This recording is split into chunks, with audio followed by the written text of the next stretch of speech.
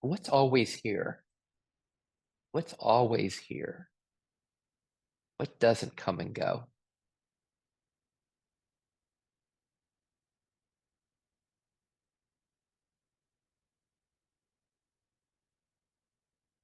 What's always here? Maybe it's presence.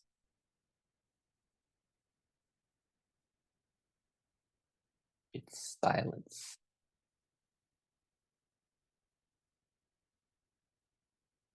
stillness,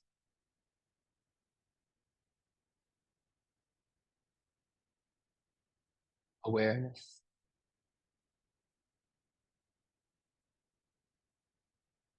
What's your word for what doesn't come and go that's here now?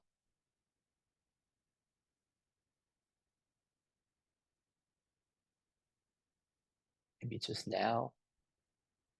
It's your word.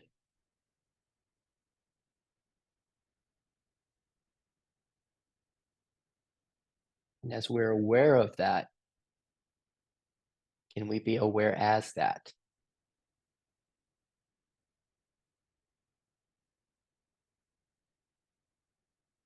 We're just thinking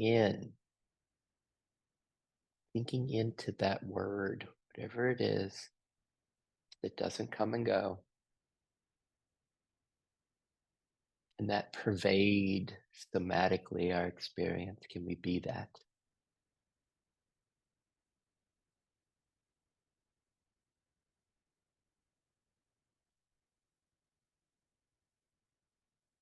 In this, can we have this be represented by your left hand? This beingness, this self, this isness, this that doesn't come and go. And then from here, what is their awareness of? What are the thoughts, feelings, their sensations, the clouds, the parts that grab your attention? What is their awareness of?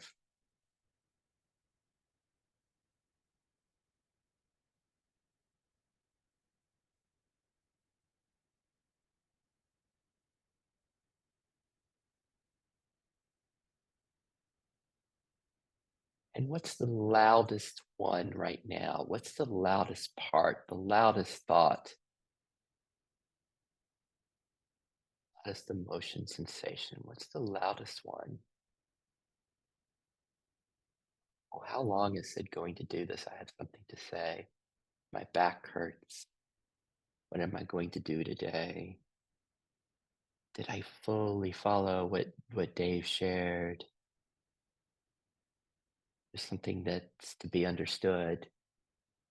There's something I want to do as a spiritual achiever. What's the loudest thought, feeling, sensation? The loudest part?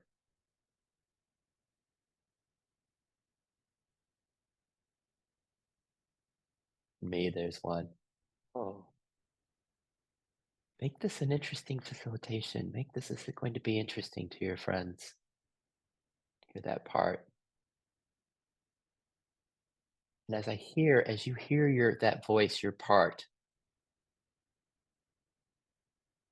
see if it can be a little louder so you can really hear it. And as you hear it, what are the sensations in the body that go with it, whatever that voice is? In me, there's a little bit of tension in my chest. What's the somatic experience of the part?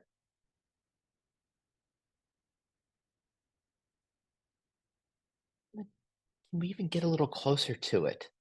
Or even let that part kind of have you a little bit. Let the sensations of it, we kind of identify as it.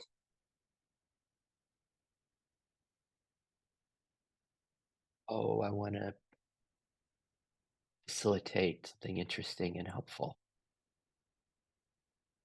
What's the voice that's loudest? You let it have you, and what's that like? And maybe something that becomes even louder than that. I don't want to do that. I don't want to blend with that. Maybe that's the loudest one. I want to stay as beingness. Let this be your right hand, representing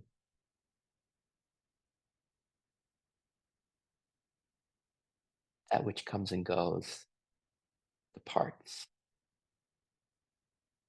And again, what does this feel like to be blended with this part?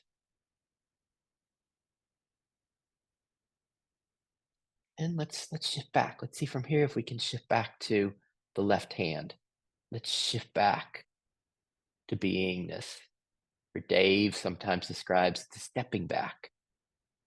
How do you shift from the part to beingness? Something open up? Does something step back? Does something see through? Do you become more intimate with the part and you see through it as Jack's saying earlier, everything is of this awareness. How do we return to the left hand, to the beingness? Just go there together. Kind of play as an either or,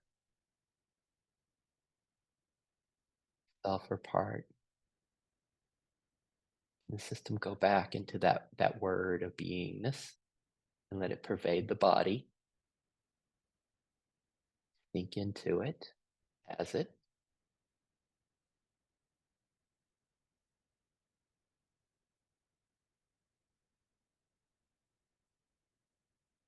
Here the word is stillness. What's your word?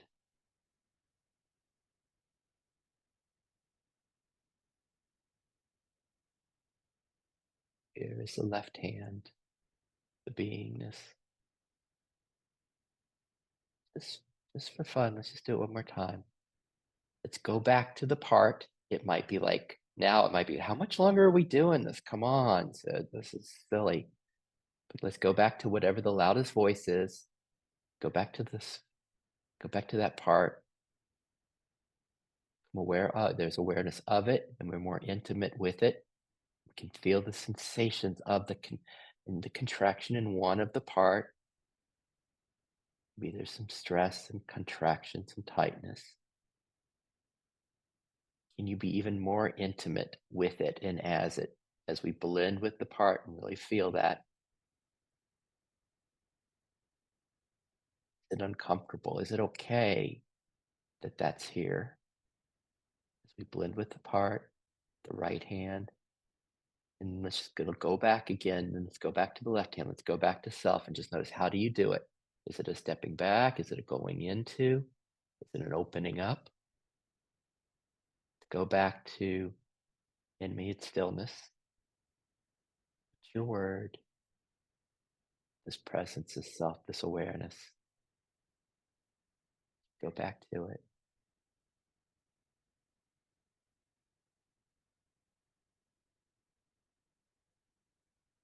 And then lastly, can you sense that your system, that there's something that just kind of like finding balance, that there's a preference for the beingness, that when there's a sense of a choice between the left and right hand, something just kind of finds its way to this equilibrium, this peace, this okayness.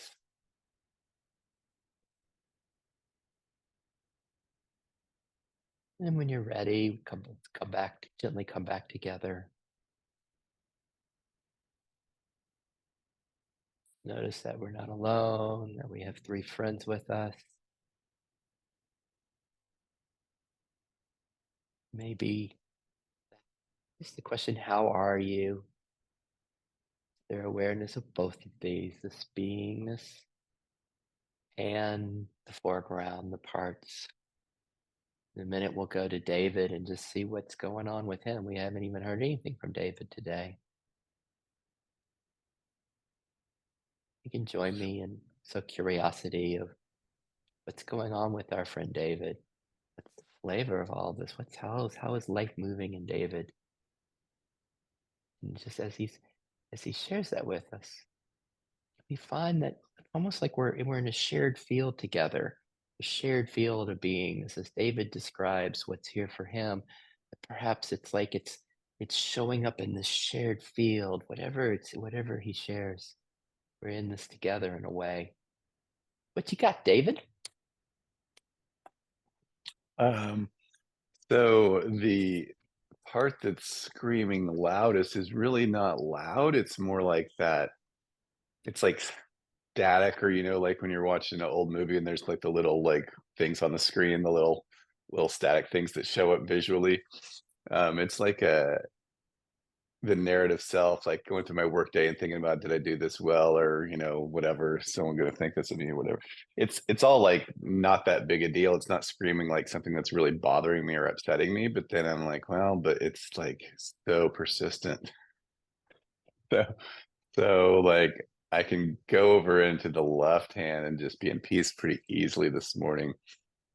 Um, the other piece is not disturbing except for like, God, can I dial back the persistence so that it doesn't run all the time and cause me tension? Like you were talking about, where do you feel it in the body? And I felt kind of the back of my neck. And then you said something, and I realized my right hand was actually grasping my coffee cup. Like there was tension in my hand, and I didn't even know it was there until you said something. I'm like, wow, there's a bunch of tension. Let's let go of that mug handle. Like I don't need to hold it that tight, right?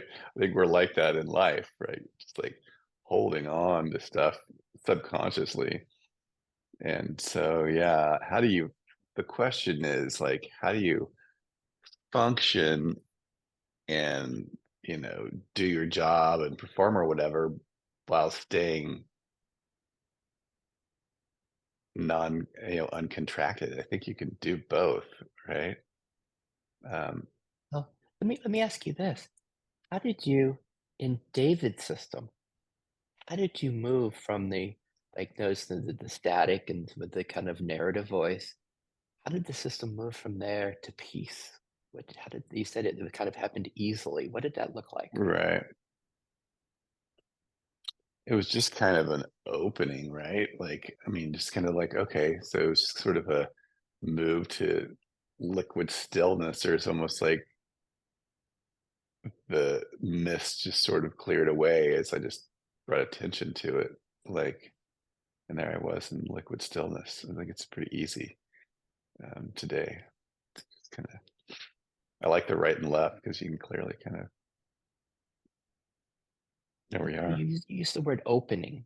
So there's a sense of there's the static, the narrative voices, and then like it opens. Is there a sense of does it zoom out? Is a sense the lens opens? Is it open to spaciousness? What's this opening? Yeah, it's like a lens opening, right? Like nothing's moving. It's just that's the lens opening to what is always already here, right? Oh, first, when as Dave describes this, is this similar for all of us? Is it like something opens? It opens. Like, what's the movement for all of us? And then, Dave, does that mean in order for the static and the narrative voice to kind of have the attention that something has to then something narrows as you go back to that, as you go back to the right Right, hand? right. What's happening? Is it, I don't know, it's kind of like when that right hand stuff starts coming, then it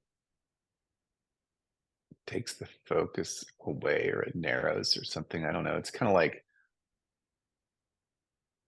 they say, what are you seeing or experiencing when you're on like LSD, right? It's some say it's just opening up a bunch of senses that you have that are sort of shut down and narrowed because you couldn't handle all of that information all the time, kind of thing. Um, I don't know. It's why does my attention need to be drawn up to the surface of this really much more superficial content? And so when that happens, when the attention is drawn up to the surface or drawn, does it does the attention, is there a can you find that there's a narrowing that's happening, or what's your description as it moves from this openness, this liquid stillness, to a particular content? Yeah, it feels like a narrowing, or like a yeah, almost not zooming in, but like going from like depth of field where everything's in focus to going to like portrait mode where it's just this more one thing, everything else is out of focus in the background or something. That image. Dave, anything else you wanted to share about what's moving in you before we kind of go around and hear how this played for each of us? Yeah, good. Thank you. How was that for all of us? What David just shared about how it moves in him.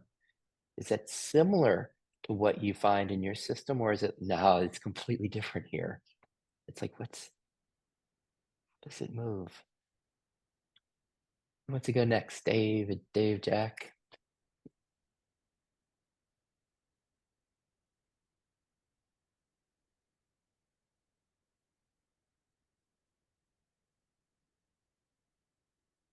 Yeah, sort of two different things come up. One was for me, the openness is, I think it has to do with the perspective, right? And it's like the difference between sort of feeling like awareness is trapped in my body versus the sensations which I would attribute to my body are sort of arising in awareness. So whatever kind of thing I'm trying to get done, is that I feel like really encapsulated by that project or that thing, or do I feel like that's sort of a project that's just sort of arising, uh, I'll say arising in awareness, right? So the difference, and I could describe it as feeling like more open for sure. So, but that's the way I've been sort of thinking about it. That helps me. And then it was interesting because when you're going through your deep dive, the part the part that came up the strongest for me was just a really deep feeling of bliss, a really blissful feeling. And I could tell it was a part because typically, or I just don't typically have that arise, at least that I remember anyway, in deep dreamless sleep. And if you're saying something is always there, then it's got to be there in deep dreamless sleep, right? So it was interesting to see that as a part, because there wasn't really a lot of tension around it. There wasn't. There was maybe a story about, oh, that's sort of just the nature of things. That's the nature of things, right? And But then if I'm telling a story about it, that's a story. what was the mechanics then? If we Mhm. notice kind of bliss comes and goes, we could again, it's kind of when we talk about the right hand apart. And then the invitation was to go back to this that's always here. How did this what changed?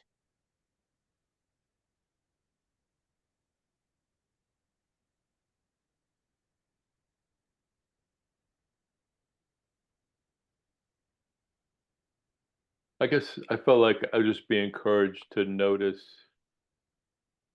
that everything was everything's mere appearance. That before it becomes any kind of part, or before it becomes some kind of emotion, or before it comes to be bliss, that there's stuff in a sense added on to all that. Uh, right? Yeah. This is a Those very all arise different this after that. Those are all arise after this sense of mere appearance, in a way, and getting down to just the raw, whether it's a thought or a sensation or whatever, in a way that just, it's so obvious that it's awareness. It's at that point, it's just obvious it's awareness, right? Anyway. So it's a different move than Dave's. And the David's is this opening up, this into this aperture. There's a narrowing and opening. And then here's what it feels like in my system is it's like you use the word going down. It's like it's like seeing that there's that what the particular flavors arrive after. It's like stepping back into awareness. There's just this awareness, and then there's the arisings of the kind of the experiences in time, but perhaps they're all of this awareness. That to step back to the left hand, is it a sense of this recognition? Is it a sense of deepening, like this, in Wilbur language, maybe it's vertical, but it's like to recognize that well, everything is coming from this absolute or from this equanimity, this awareness, and then it takes flavor. Back to you, Jack.